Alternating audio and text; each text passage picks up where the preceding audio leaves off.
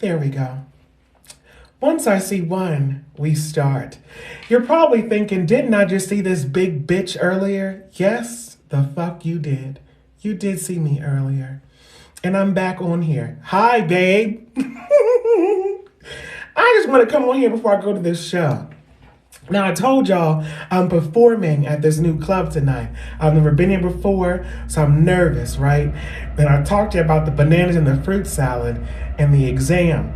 But listen, I was on the phone with my best friend a few minutes ago. Oops, I planned to get hi. Hi, babe. Hello.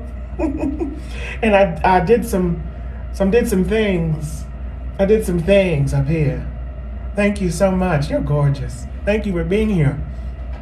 Thank you for sharing your space, whether you're getting off work, going to work, whether you're in the bathroom, because sometimes it's like that. I'm just honored to be in your presence. Thank you for being here, of views of you. Now, like I always start out my lives, I always say, you can call me he, she, it. I don't give a shit, just as long as you call me back. I'm a gender fluid woman. She, they are my pronouns, and I am Zoe the Motor Scooter. If you like it, tap the shit, tip a bitch, book a bitch. Buy my book, links in the bio, all that shit. Now let's get into it. Now listen, so I was just on the phone with my best friend, that wench. Oops, I planned it again, right? Now, I'm back in the gym the way that I should be, and I recently got this body assessment, right?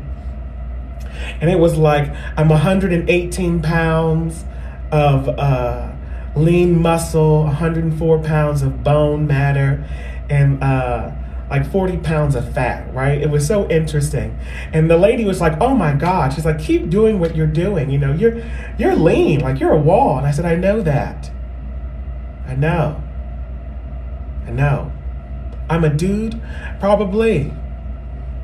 Listen, if I'm a dude, that makes you a bitch, right? I don't think all dudes have titties like mine. I agree these. If so, hey, how you doing? See? You see how God can make a fool out of you? Now, like I was saying. So now that I'm in the gym, like back on my regular shit, she said, like, work out your back. So I was really excited. So I got to work out my back today, and like, you know, back and buys. It felt really good. Like it hurt so good. I loved it, right? But the problem is I told y'all that there's a picture of me that she saw from the back a few months ago. And she's like, I know you have shape, but in this picture, you look real rectangular. So I look at the picture, and she was right. I look rectangular. I ain't like that. So I was like, you know what? I got ass. You know what I mean? But it's a wide ass. So I'm working on bringing it up. You know what I mean? I have it. It's there. It grows back on you. But it's wide, but low definition. You know what I mean? So I'm doing my shit, right? Getting my life together. Now, this is haunting me because my dad told me when I was like 23, 24, right? He used to always tease me, and he would say, listen, you better appreciate that high and tight ass while you got it. He said, because when you get older like me, the older you get, it just goes up your back. He said, your ass just goes up your back. Why the fuck would my best friend start talking? Like, excuse me? Are you telling me that my ass is up my back? And it's there. If I do it every morning, if you just pick it up, if you just lift it, it's not flat. You better believe, honey, there's nothing flat about this. There's nothing flat on me, honey. My fat is, listen, there isn't a flat part on me. Huh? I just felt attacked because I didn't feel the solidarity. I didn't feel the solidarity in that. I didn't feel the best friendship in that.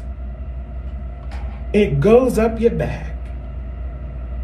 And I'm here 31, terrified that it's going on my back. But see, I go to the gym 4 or 5 days a week. And here's why I don't do squats, okay?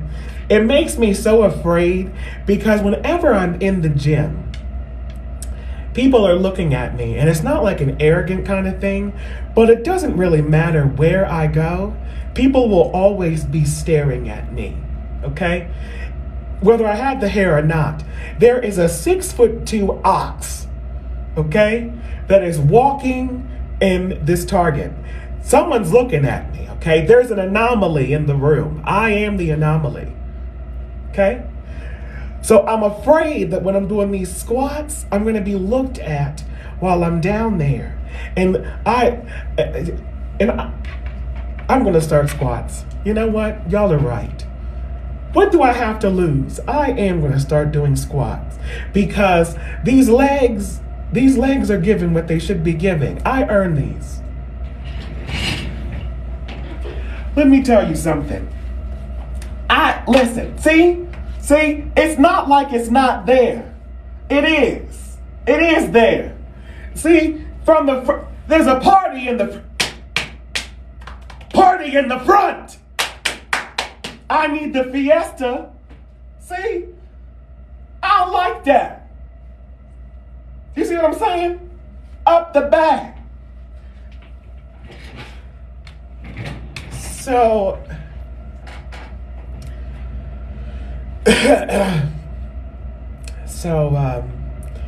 it ain't like it's there. Huh? It's there. And let me tell you something. I felt like shit one day. Cause this guy had asked me, it's like, you know what, send me a picture. Send me a picture of you, right? So I sent a picture of the front. And baby from the I'm giving it to you from the front, babe. So he was like, you're so sexy. Let me see that ass. So I'd go in the bathroom and I was like, you know what? I like this man. So I'm gonna take a proper picture. So I get the camera, I get the timer out. I get my little leg. Like the giving a little giving him sex, right? And you know what he said to me? He said, oh, you got a little something. I can do something with that.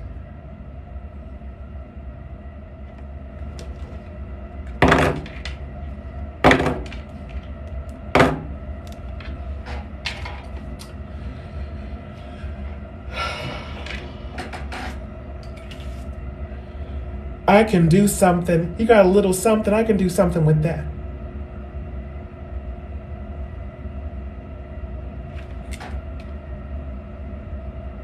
So then the lady who did my little body thing yesterday, she said, well, where do you want the fat to go?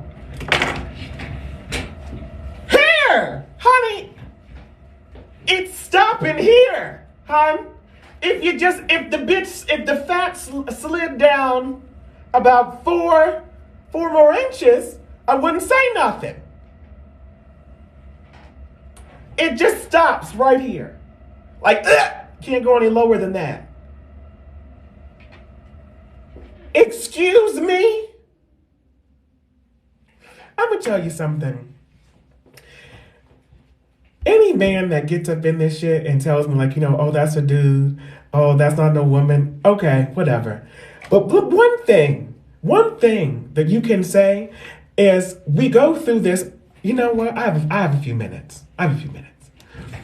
There's a lot of videos going around right now about, and it's white trans men talking about detransitioning, right? Oh, I didn't know these things were going to happen. Oh, my hair's thinning. Oh, my hairline's receding. Oh, I'm getting, hunched over. I look, Let me tell you something. Every trans person that goes to a doctor and starts, she, they are my pronouns, babe, and starts, hell, she, he, they, it, whatever you call me, just call me back. Whatever you want to call me, baby, just call me back. So every doctor tells you, like, you're told about this. about all the consequences that are going to happen to you once you start hormones. So for trans women, I was born male. I'm a male biologically. I have my wang, huh? Living the female, I guess the woman experience in a gender fluid way. So they tell me that you're going to lose bone density, and you're going to gain weight. Hot flashes, you're going to lose muscle strength. You're going to lose muscle mass up here. Things that won't happen. Your voice isn't going to get any higher. You may grow breasts, but they will not be higher than a B. Like the average is B. I'm a double D. Thank God for genetics. It doesn't fix hair thinning. It doesn't reverse balding, but it helps with thinning. There were all these things that we were taught. And we were told that we have a higher risk for blood clots and strokes because cisgender women have a higher risk for strokes because of estrogen. So we have a high risk for that. We have to get a prostate exam still. And if and when we get our vaginas, we have to have a pap smear. Watch our blood pressure, watch our weight because we're going to gain weight. I knew all this shit. I knew all of it. But fat redistribution was probably the most disgusting part of, this is 5 years now I've been doing this. I've been on hormones for 5 years nonstop, right? The fat redistribution was very angry because it went from like here, like, men typically get fat like around here. It shifted right down here, like right here, okay? People think that hips is this, honey. Honey, hips are here. These are hips, honey. These love handles are hips. I never had those before. I started hormones. That was in fat redistribution. I never had I've always had stretch marks on my inner thighs. But the back of my thighs, I had no idea that fat could develop on the back of a thigh. I didn't know that. Stretch marks hit me there. I had stretch marks on my fucking ankles. I was swelling from drinking too much water. Estrogen makes me carry water. I didn't know what the fuck that was. I would hear cisgender women say, oh, honey, like I'm on my period, like I'm just bloated, I'm carrying, so much water today. I didn't understand that until I carried water for the first time. Oh my God, you have to pee all the time, but nothing comes out. That is a very awful feeling. And to have a vagina, a urethra tube in that area, and you have water sitting on you, but you can't pee. Oh my God, I'm sorry. These were things I didn't know. That could happen to me. That I could lactate. Now, no one said that to me at all. So when it happened the first time, which is a very painful process when your areola is attached to your milk ducts, because my coworkers were cisgender women and they were all pregnant. 3 of them were pregnant. I didn't know that those hormones are in the air. And your transgenderness and your synthetic estrogen makes you react. So of course I'm not having menses, but I'm fucking cramping. I'm lactating, and I'm gaining weight, and I'm crying all the time. And one day I went into work, and I don't know what the fuck was going on with me. I had watched the news. Or it was something like stupid. It was really stupid. And in the beginning of my gender transition, my hormones had my emotions going fucking crazy because my body is trying to regulate, So I'm sitting at work and I could not talk for the whole entire day. People were saying hi to me, like hi, and I would just start to cry. Words hurt my skin. I was so fragile. Like, what's wrong? I don't know. I gotta get out of here. I'm having these hot flashes and I want to cry. How are you? I don't know.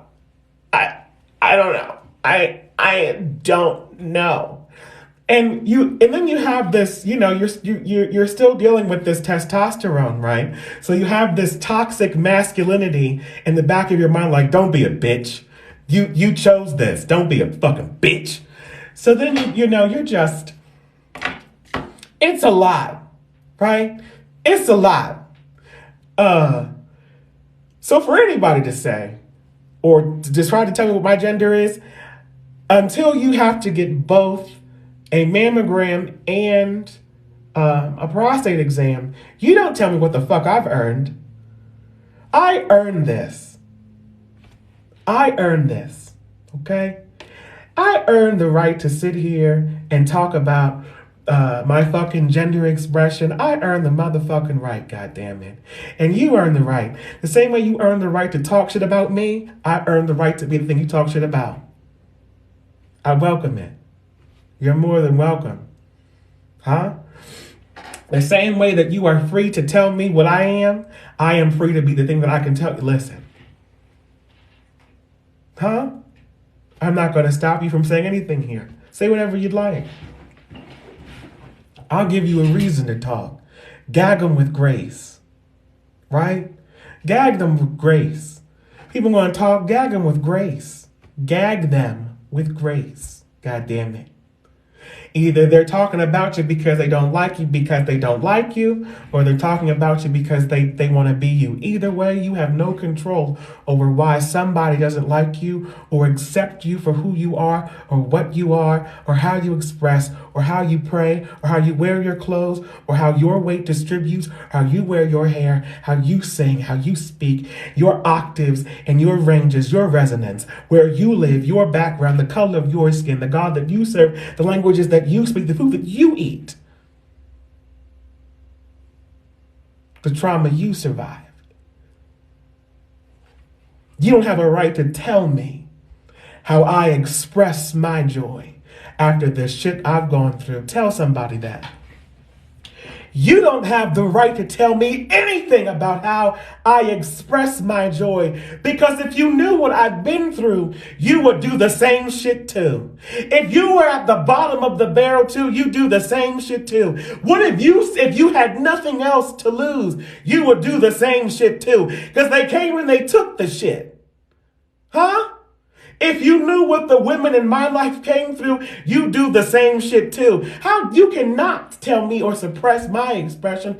You're free to talk, baby, but you can never suppress my expression. How you have no idea. So I'll just take what I got, like Betty Wright said, now work with it. Take what you got and you work with it. Whether it's an ass growing up your back, whether it's the lopsided breasts. Maybe it's those stretch marks on the back of your legs all the way up to your neck. But let me tell you something. When somebody says, ew, stretch marks, you tell them, these stretch marks are braille for how to touch this body. So when you touch it, you know where to go. These stretch marks spell out how to fuck me, honey. You better rub up on these goddamn, you better rub up on them. See, you walked up on this body, you didn't know how to touch it. You didn't feel the stretch marks. You didn't read it right. Huh? These were instructions. You thought you could walk up on me. You saw me. You could approach me in any kind of way. I can approach you like any other bad bitch, like any other bad nigga, any other bad person. No, honey. The stretch marks will show you exactly how to touch me.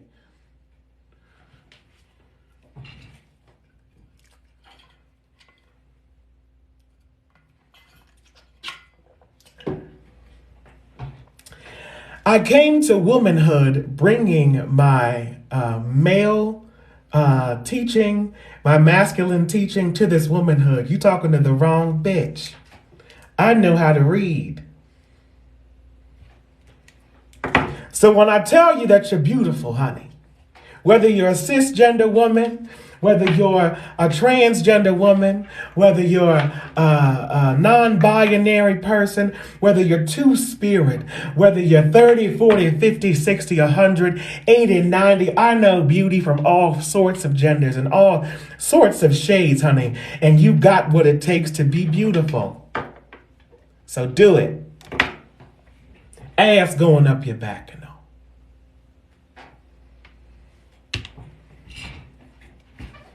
I'm getting off this shit because I gotta go to this show. Because I gotta get my name out there. You know, I gotta get booked. So I gotta get my name. I'm trying to save the world. One motor scooter at a time. And before I get off of here, in case y'all don't know, these new people, what a motor scooter is, I'll tell you something about reclaiming trauma. My late bishop, I hope that he is where they fantasize about where we go. I'll leave it like that. He would say, "Oh, you're a bad motor scooter," to like, these people when he was like complimenting them, right? So when I got on this platform, somebody had wrote me and they said, "Well, your intro kind of makes me a little upset." And my intro used to be, "Hello to my bad bitches, my bad dudes, and definitely my bad motor scooters." And I never want to make anybody feel like shit, you know? I never want to make somebody question their identity. You know, I don't want to make anybody, you know? So I said, what can I do? So I prayed. I get my little ancestral shit. And I said, you know what? I'm about to reclaim something. I'm taking motor scooter. And now motor scooter means it's a gender neutral term. It's an intersectional term, international term. Huh? Everybody can be. It's a gender neutral term. That means we are always full of gas and ready to kick some ass.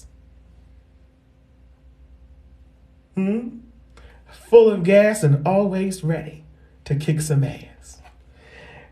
And I'll address one more comment as I just caught this. I guess I am being the man that I should be. Because the men in my life didn't provide.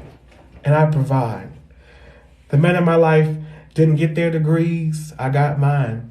The men in my life, a lot of them didn't serve. I served. Hell, the man that wrote that comment. Honey, my expression, if it's making you uncomfortable, baby, I'm doing my job. Confidence will always make the weak uncomfortable. I'm getting off of here. And I love y'all. I love you. Love yourself. Love others. Be kind to yourself. Be kind to the planet. We only have one. We're not getting to Mars. And every time I see more than one person up there, it makes me feel so excited. Because just talking to yourself would be weird. Huh? That's the post, babe.